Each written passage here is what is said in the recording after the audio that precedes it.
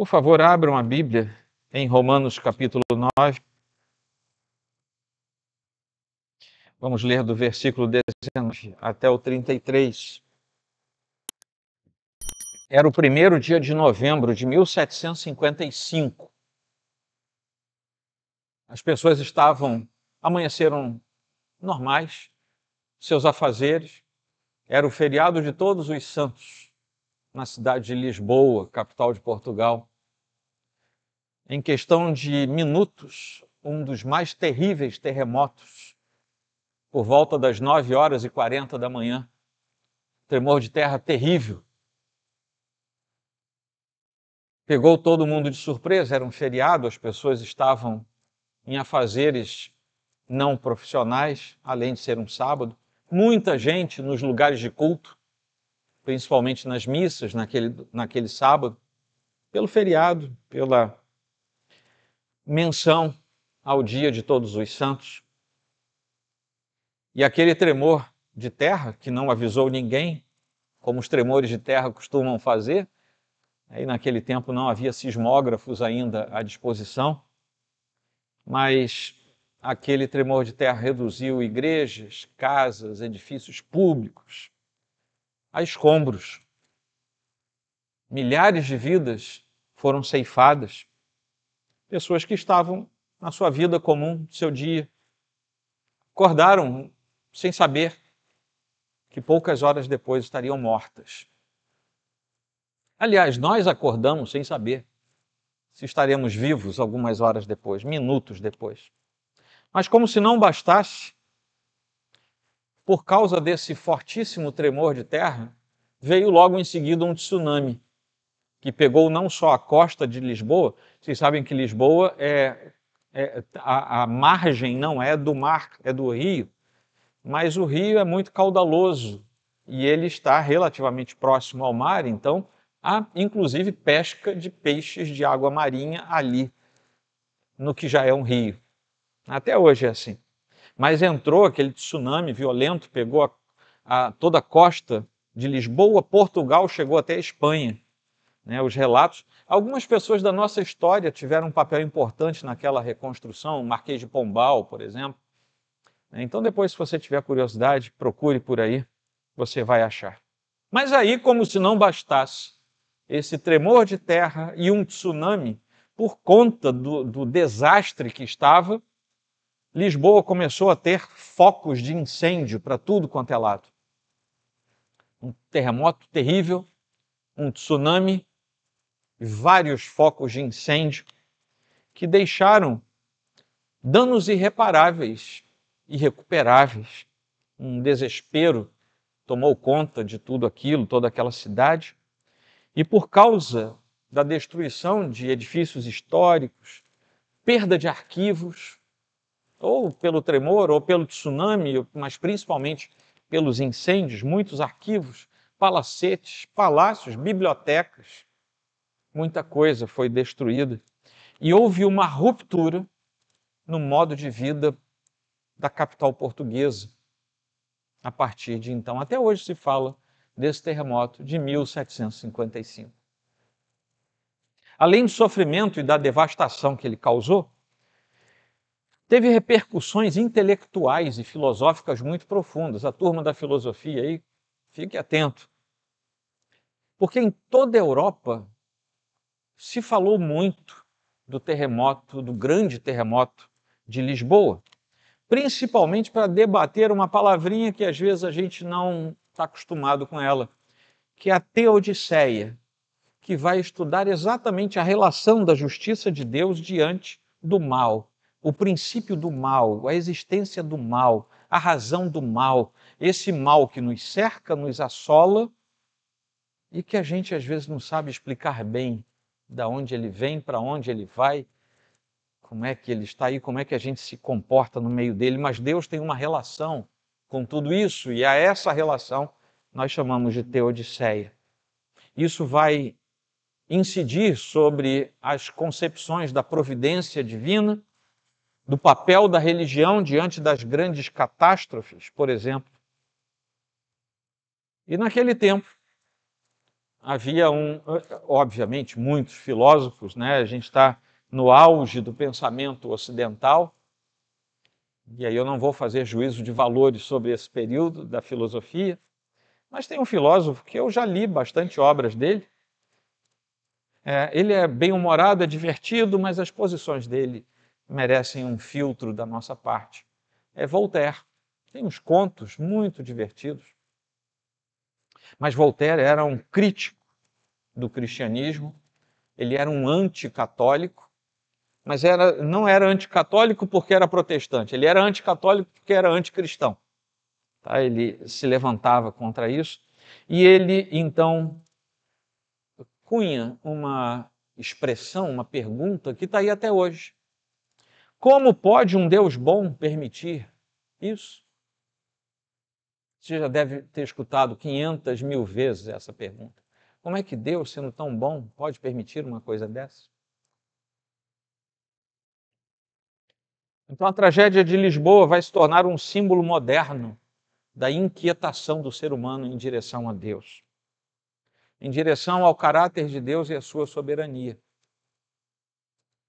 No entanto, o trecho que eu acabei de ler para vocês já tinha sido escrito naquela ocasião cerca de 1700 anos antes.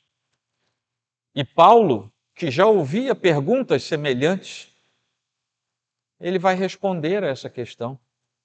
Não, a gente não precisava esperar 17 séculos para Voltaire fazer aquela pergunta, porque o ser humano sempre se fez essa pergunta, porque o ser humano não quer olhar para si nem para dentro de si, ele quer sempre colocar a culpa no outro, e se o outro não estiver à mão, ele coloca a culpa em Deus. O ser humano sempre reage com rebeldia, com desobediência, questiona, julga e duvida do próprio Deus e das suas coisas. Mas o verdadeiro dilema que escapa até mesmo dos maiores filósofos, escapa até mesmo aos maiores filósofos, não reside necessariamente em determinar se o Deus Todo-Poderoso que se revela na Escritura é justo. O grande dilema não é esse, porque nós, no fundo, sabemos a resposta. O grande dilema é reconhecer se nós, como criaturas totalmente limitadas, como seres criados por esse Deus, totalmente limitados que somos, e estamos realmente dispostos a confiar na justiça de Deus. O problema não é saber se Deus é justo. O problema é engolir a justiça de Deus. O problema é se render à justiça de Deus.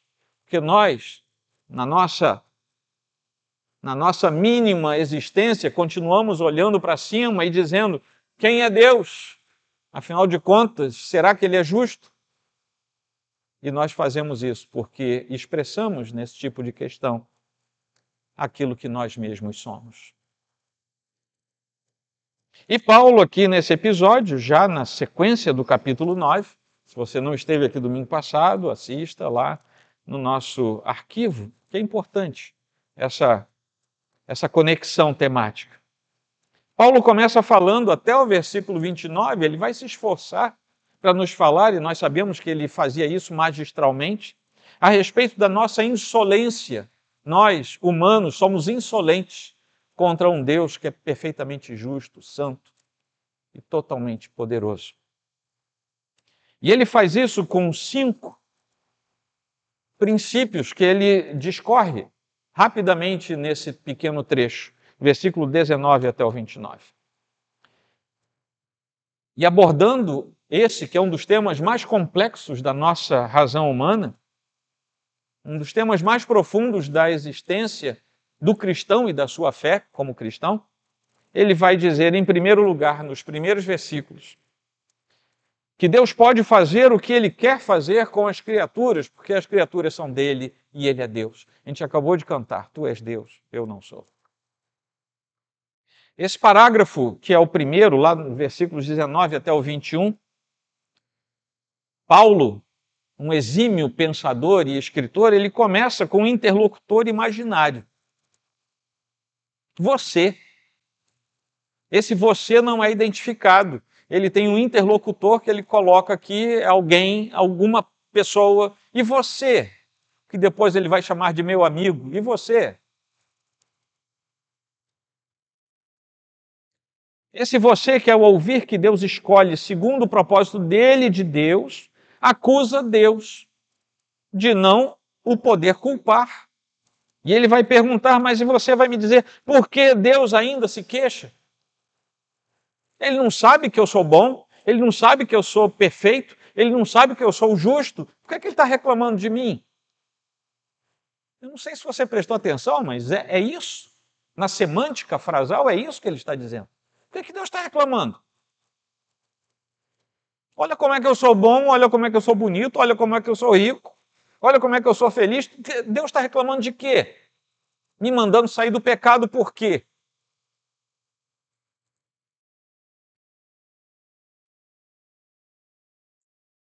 Por que Deus ainda se queixa? Pois quem pode resistir à sua vontade? E Paulo responde a esse interlocutor que ele coloca aqui: quem é você, caro amigo, para discutir com Deus? Ele pergunta e ele próprio responde. A pergunta que ele fez é a pergunta que Voltaire fez 17 séculos antes. Mas os gregos já faziam perguntas semelhantes. No início da formulação das polei gregas, eles já faziam perguntas dessa natureza.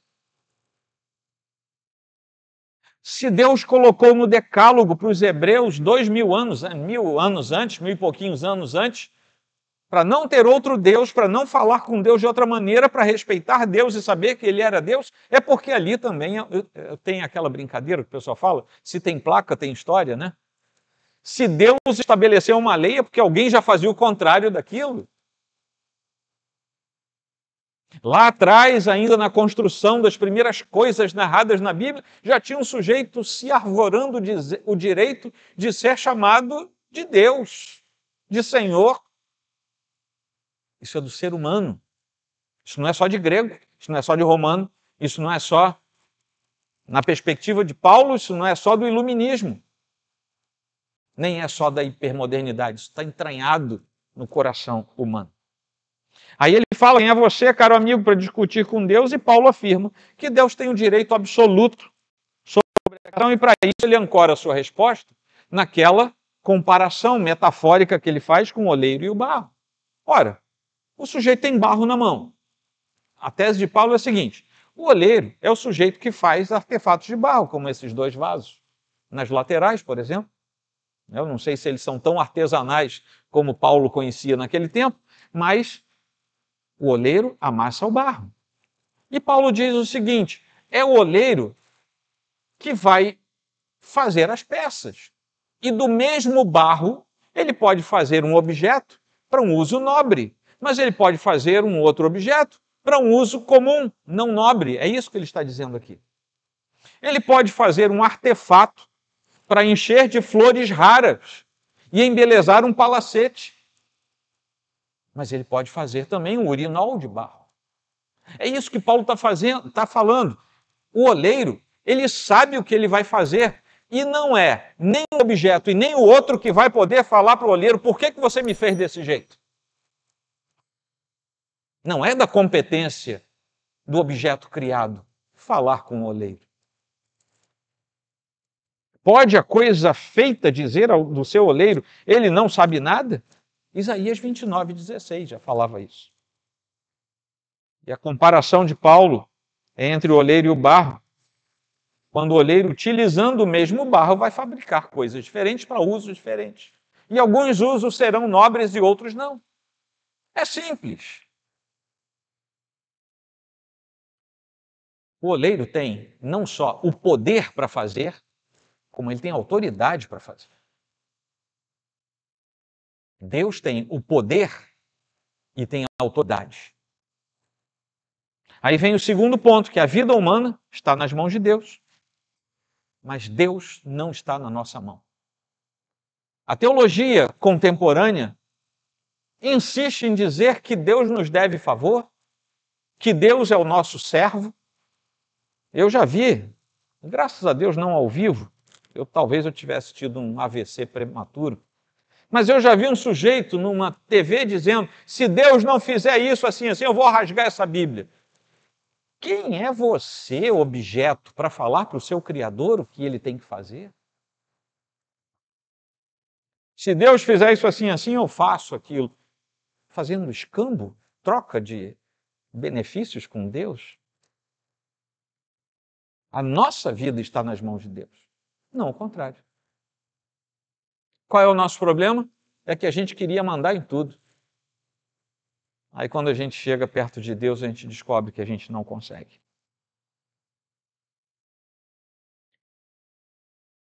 Lá no livro de Jó, tem uma pergunta muito curiosa que Deus faz. Onde você estava quando eu lancei os fundamentos da terra? Quem é você, ser humano, para falar comigo? Quem é você para levantar a voz? Onde é que você estava quando eu criei as coisas? Não à toa, talvez aqui, não digam por aí que eu inventei mais uma doutrina, por favor. Mas talvez não à toa Deus deixou para criar a gente por último, na história da criação. Porque talvez se Ele tivesse nos criado primeiro, logo no primeiro dia, se a gente já é soberbo, tendo sido deixado para depois, vocês imaginem se a gente tivesse a primazia na criação.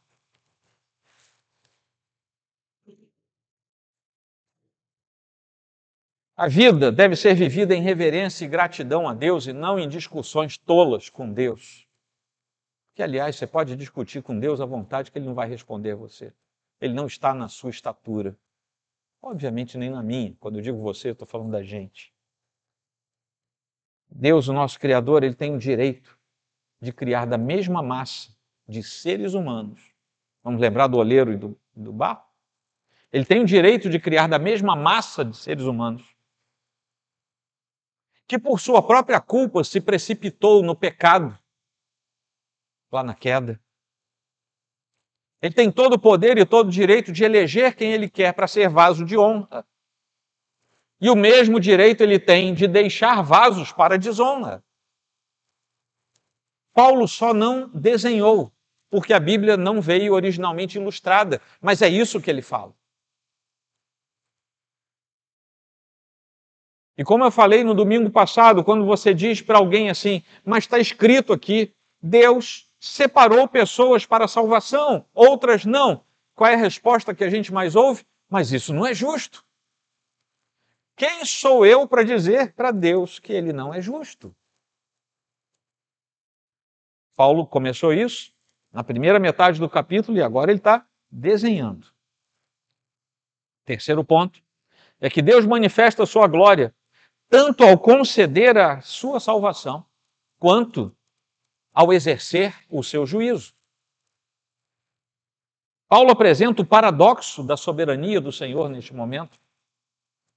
Ele é exaltado ao mostrar misericórdia, e não casualmente estamos trabalhando Romanos e Êxodo, isso aqui tem tudo a ver com Êxodo, inclusive é citado. Ele é exaltado, Deus é exaltado ao mostrar misericórdia aos vasos de misericórdia que ele cita aqui, já lá no versículo 23. E também ao aplicar a justiça sobre os vasos de ira. Ele ainda está com aquela imagem dos vasos de barro, do oleiro. No endurecimento de Faraó, Êxodo 9, versículo 16, por exemplo, nós vemos o poder de Deus e a revelação da sua justiça por meio de juízo. E Deus é glorificado nesse ato. Já a sua graça é evidenciada na salvação. E o seu povo foi salvo pela sua graça.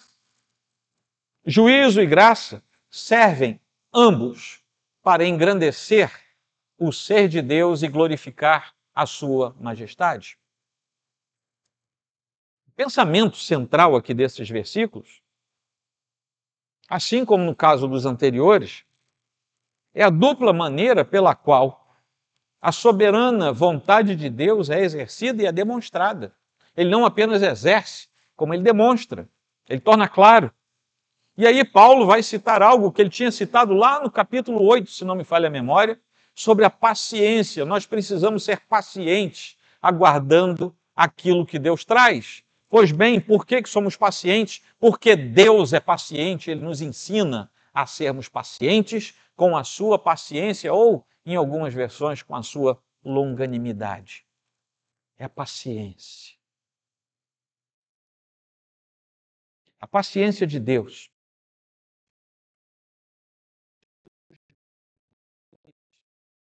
é não a ausência de justiça imediata de Deus. Quantos de nós aqui, vendo as injustiças desse mundo, já não pensou ou até verbalizou, mas por que Deus não desce logo a sua mão, o peso da sua ira sobre fulano, sobre aquele que mata, sobre aquele que persegue? A Bíblia fala muito claramente. É essa paciência de Deus, a mesma que ele teve com Faraó, que o fez esperar 10 manifestações de praga, quando ele poderia ter agido na primeira. Mas tudo isso é para tornar conhecidas as riquezas da glória de Deus, que se manifestaram na justiça benéfica do livramento dos filhos que ele tinha escolhido. Israel é livrado e Israel aprende quem é Deus. Se Faraó tivesse sido destruído imediatamente, quem, principalmente entre os hebreus, teria se conscientizado da misericórdia de Deus para com Israel? Quarto, é que Deus nos dá o que não merecemos. E isso é pura graça. Deus nos dá o que não merecemos, e isso é graça. Paulo cita 2 textos lá de Oséias. Quem já leu o livro do profeta Oséias sabe que ele é complicado. A sua narrativa é difícil. Mas ali ele fala da maravilhosa inclusão dos gentios por parte de Deus no meio do povo. Não o povo de Israel, mas o povo de Deus. E Deus ali começa a fazer uma distinção. E Paulo vai nos dizer aqui mais uma vez que Deus chamou não apenas judeus, mas gentios. E como é que ele fala isso? Ele vai nos dizer, e o 5º ponto vai falar disso ainda melhor. Ele chama Israel para ser um povo sob a graça, mas de Israel um remanescente que será salvo. Não eram todos os judeus que eram salvos, mas os salvos eram os remanescentes dentro do povo de Israel. E a conclusão que nós chegamos é que a salvação não é uma recompensa, é uma dádiva de Deus. É por isso que não a obtém quem corre atrás ou quem tenta, mas quem a recebe. Deus não apenas tolera os pecadores e, por sua paciência, muitas vezes, tarda em manifestar a sua justiça sobre eles, mas muitas vezes, por graça, os transforma em filhos amados. Finalmente, nos 2 últimos versículos desse trecho, nós vamos ver que Deus escolhe, por graça, exatamente esse remanescente que é fiel a Ele. Mesmo em meio a todo o juízo, Deus preserva para si um remanescente, e esse remanescente lhe será fiel. Isso não depende de a maioria querer ou de um número grande, mas depende da promessa a ser cumprida. Elias, o famoso profeta Elias, se depara com aquela coisa estranha para os nossos dias, né? E mais de 400 homens, e flagelos e derrotas espirituais, e de repente Elias recebe um recado lá de Jezabel e sai correndo apavorado. A gente conhece essa história. Mas um dos reclamos de Elias perante Deus foi: Senhor, só sobrei eu aqui na tua presença. Aí Deus vira para ele e fala: rapaz, larga de ser bobo. Você acha mesmo que só tem você aqui? E Deus vai dizer: em Israel, 7.000, todos os joelhos que não se dobraram a Baal. Ele achava que estava sozinho, mas Deus diz, rapaz, tem mais 7.000. É que você não sabe, você não conhece. Mas não é você sozinho. Meu remanescente é maior do que você, mas não é todo mundo. Por isso que tem o nome de remanescente. Deus preserva, então, um remanescente segundo a sua eleição, a eleição da graça. Isso está lá em Romanos 11. A gente vai chegar lá, 11, a segunda parte do versículo 5, que é um sinal claro da misericórdia de Deus, que é derramada sobre os impenitentes que são chamados para se tornarem seus filhos. Porque a sua aliança nunca falha. A sua promessa não tem como dar errado. Aquela lei no Antigo Testamento serviu, como o próprio Paulo diz, para que a ofensa aumentasse, se tornasse mais grave. Mas onde aumentou o pecado, aumentou muito mais ainda a graça, a fim de que, como o pecado reinou pela morte, assim também a graça reinasse pela vida, que conduz à vida eterna, por meio de Jesus Cristo, nosso Senhor. A gente já passou por esse versículo, capítulo 5, versículos 20 e 21. Tudo isso é um reflexo direto daquilo que nós vamos ler lá em Isaías 1:9 e que Paulo repete aqui, que é o último versículo que ele fala, repetindo, transcrevendo Isaías 1:9. Se o Senhor dos Exércitos não nos tivesse deixado alguns sobreviventes, esse é o remanescente, já nos teríamos tornado como Sodoma e semelhantes a Gomorra. Paulo termina então todo esse trecho em que ele fala da insolência do ser humano perante Deus e das respostas. E aí então ele conclui esse capítulo falando da incredulidade humana diante da justiça desse Deus que tolera nossa insolência tantas vezes. Os gentios, por exemplo, ele vai dizer que alcançaram justiça sem buscar a justiça. Foi pura graça, foi o convite que Deus fez. Paulo vai surpreender os seus leitores aqui nesse período, nesse trecho, dizendo: os gentios que não buscavam a justificação vieram alcançá-la, a saber, a justificação que decorre da fé. E ele aqui está descrevendo o paradoxo do Evangelho, porque aqueles que estavam buscando a comunhão com Deus através da letra fria da lei, sem entender que a lei deveria conduzir a uma relação íntima com Deus, pararam apenas nos ritos, não avançaram até o seu relacionamento com Deus. Esses que buscavam de forma equivocada não alcançaram. Aqueles que reivindicavam pela lei a filiação a Deus não conseguiram. Aqueles que estavam prontos para receber o convite perfeito de Cristo e o receberam, esses alcançaram. A justiça que o homem não pode conquistar, Deus concede gratuita e graciosamente. Basta crer. Quantas vezes a gente vê na Bíblia? É crer.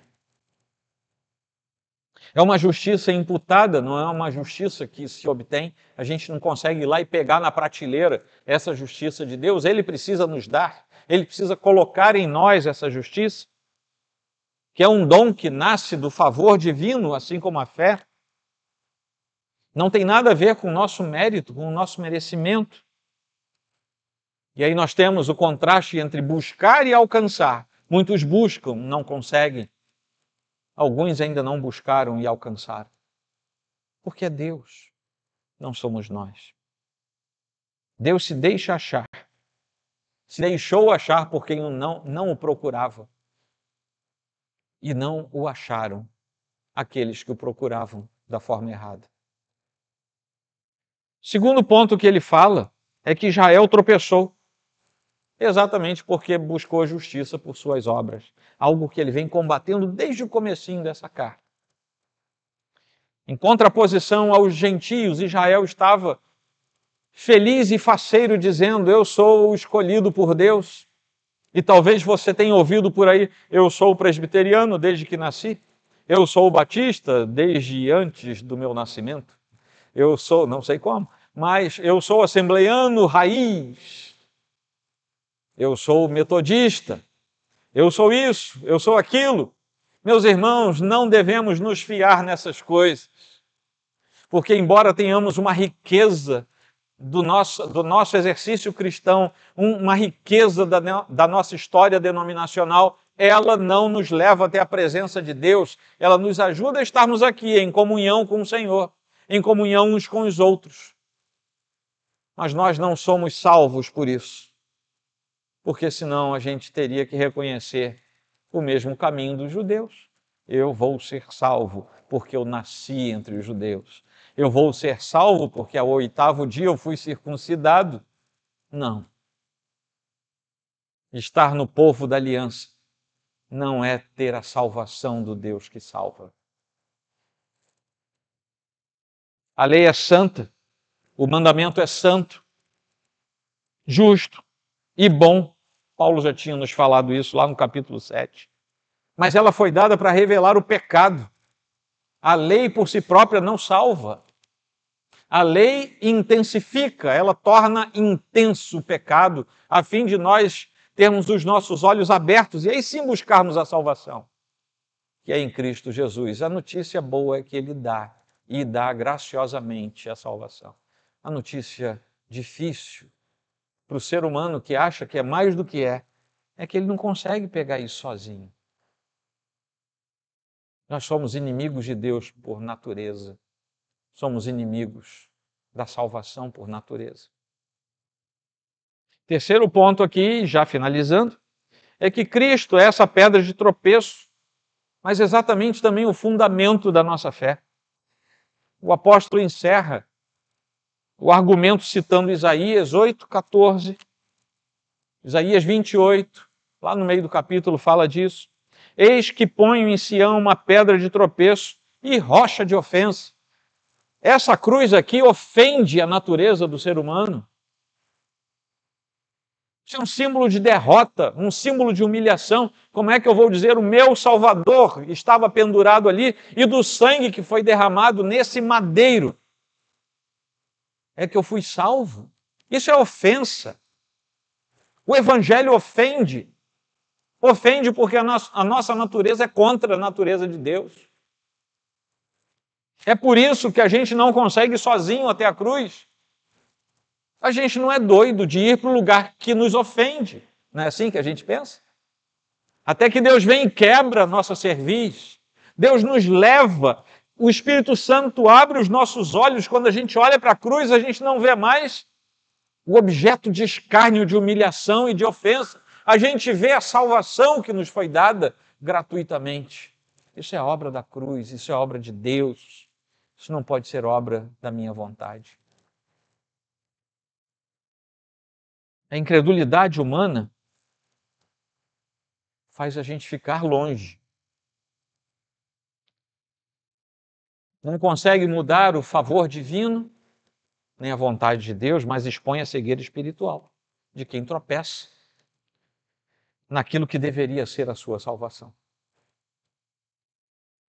O que nele crê não será envergonhado, diz o Senhor. A fé em Cristo é que remove o escândalo e transforma a pedra de tropeço em fundamento eterno de uma esperança que nasce onde não havia esperança. Então a justiça de Deus é revelada de fé em fé. Como lá no comecinho ele falou, capítulo 1, versículo 17. E o justo, aquele que é justificado por Deus, não vive por suas obras, mas vive pela confiança no Senhor. É disso que Paulo está falando aqui. Vamos para algumas conclusões e breves aplicações. Espero que tenham sido guiados na compreensão dessa palavra de Deus.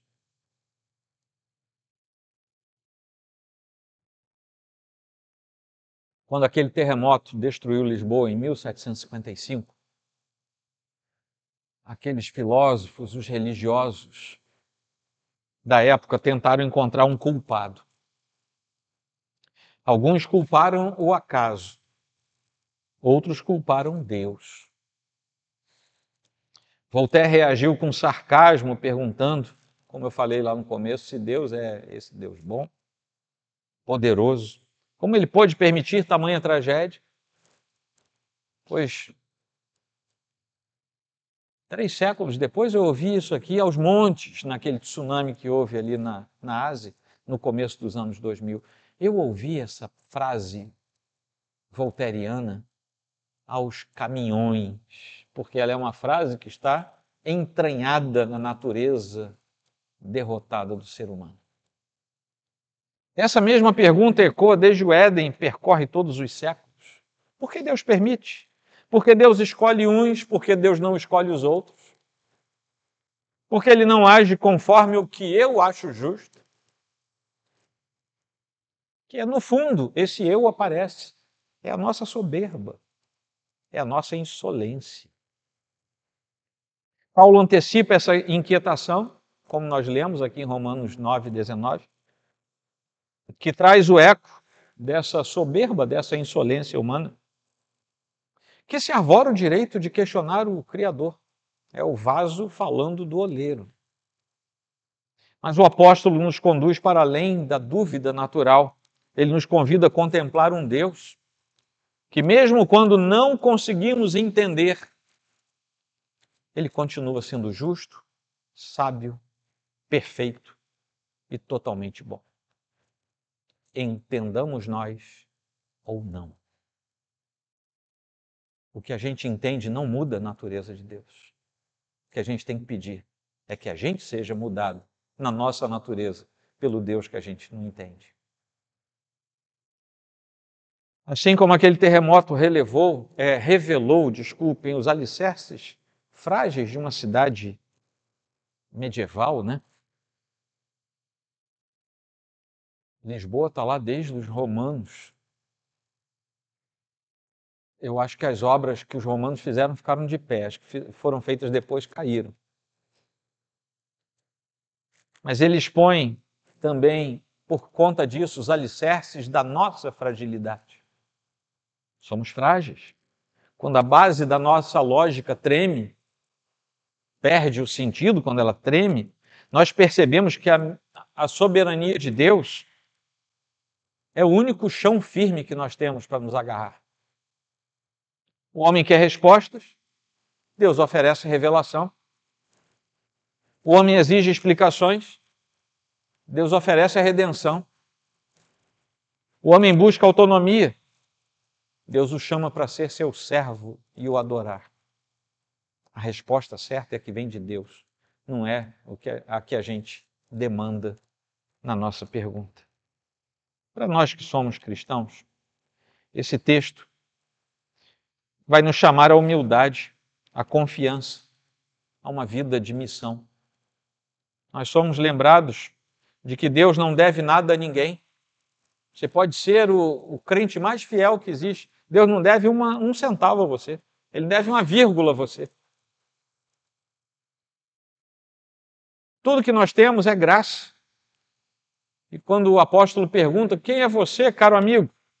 Para discutir com Deus, ele nos chama também a nós, crentes, a abandonar o lugar de juízes e a nos prostrarmos diante da cruz. Sempre que tentamos impor a Deus a nossa própria forma de justiça, nós repetimos o erro de contestar o nosso oleiro com O maiúsculo. Quando nós admitimos a nossa fragilidade e nós confessamos a Ele, como Isaías faz no capítulo 64, nós somos o barro e Tu és o oleiro. Então nosso coração se torna moldável. A gente canta isso no corinho. A fé amadurece, a adoração se aprofunda. Nos melhores dias da nossa vida, graças a Deus temos bons dias, isso nos conduz à gratidão. Naqueles dias difíceis, maus, isso vai nos lembrar da confiança que temos em Deus. Nós somos lembrados de que tudo é graça, que não cabe ao homem discutir com Deus, mas apenas reconhecer a condição, a nossa condição diante dele. Finalmente, para nós que somos cristãos, a soberania de Deus não ameaça, ela consola. O verdadeiro cristão entende na soberania de Deus o descanso e o consolo da sua alma. O impenitente vê na soberania de Deus uma ameaça.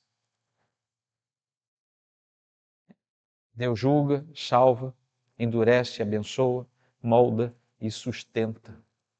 E é por isso que, em meio até mesmo às tragédias, às doenças, até os terremotos da nossa vida, e nós enfrentamos muitos enquanto vivemos, o cristão aprende a confiar. E ele repete que todas as coisas cooperam para o bem daqueles que amam a Deus, até os terremotos. Amém? Mas e se alguém não conhece a Cristo como seu Salvador? A mesma rocha que sustenta o crente para ser um ponto de esteio de salvação, pode ser a pedra de tropeço para quem rejeita a fé. Capítulo 9, versículo 33, é o último que nós lemos aqui. O Evangelho não exige explicações, ele só exige confiança. A justiça de Deus se revela no Evangelho de fé em fé, como eu tinha citado antes. Quem crê em Cristo, vive. Quem confia em si mesmo, tropeça. A Bíblia é muito clara. Muitos falham por tentar se justificar por suas próprias obras, como os hebreus fizeram, e Paulo os acusa disso. Mas a cruz aponta, dizendo, não é por força, nem por poder, mas pelo mesmo Espírito, um texto trazido do Antigo Testamento, da Antiga Aliança, e colocado no valor da cruz. Se as tragédias, dúvidas ou dores profundas abalam seu coração e você ainda não tem convicção de andar com Cristo, reconheça em tudo isso o chamado de Deus.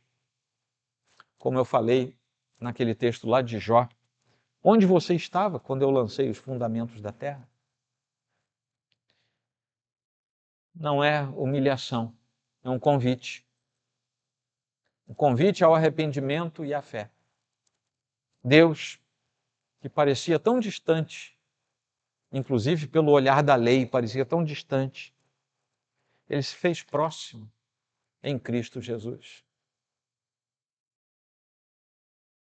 Lá na cruz, Cristo foi quebrado para que não houvesse mais distância. Ele nos reconciliou com Deus.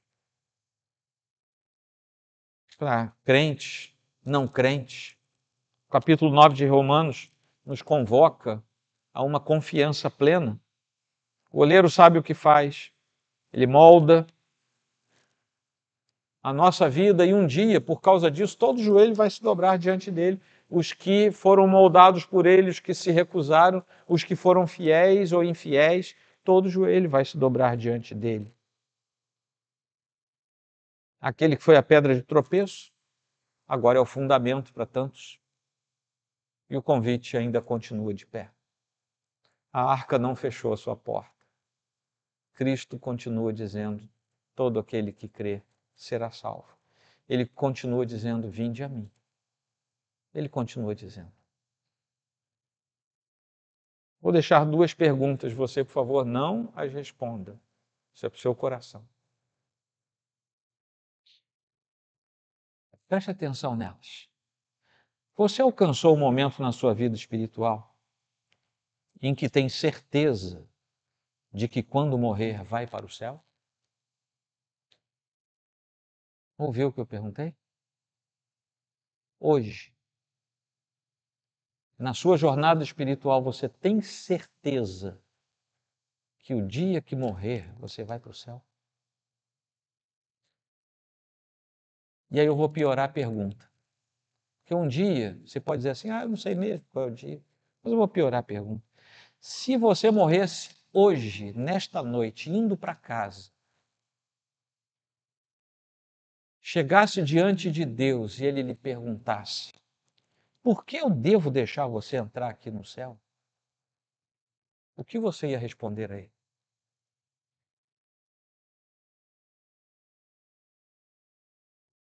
Se você não tiver resposta concreta para essas duas perguntas, você está com um problemão. Mas eu tenho uma boa notícia para você. Ainda dá tempo. E para você que já é convertido, você também pode estar num problemão. Mas ainda dá tempo. E você sair daquela visão curta, obtusa, de ter uma vida ritualística e começar a viver de forma dinâmica, na base da fé e do renovo da esperança, no nosso amado Senhor. Amém? Vamos ficar de pé, meus queridos irmãos.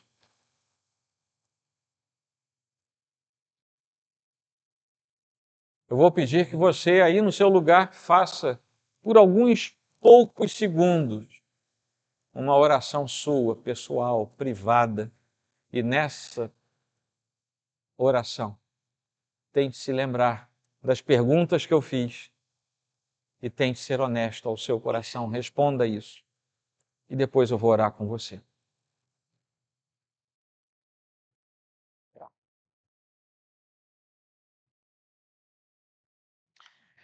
Senhor Deus, estamos diante da reflexão da tua palavra inerrante, suficiente, bendita, totalmente completa para aquilo que é o plano do Senhor para a nossa raça. Muito obrigado, ó Deus, por tua bondade em nos abrir os tesouros da tua revelação. E nesta noite, a minha oração é por aqueles que, tendo entrado aqui, não têm convicção da sua salvação.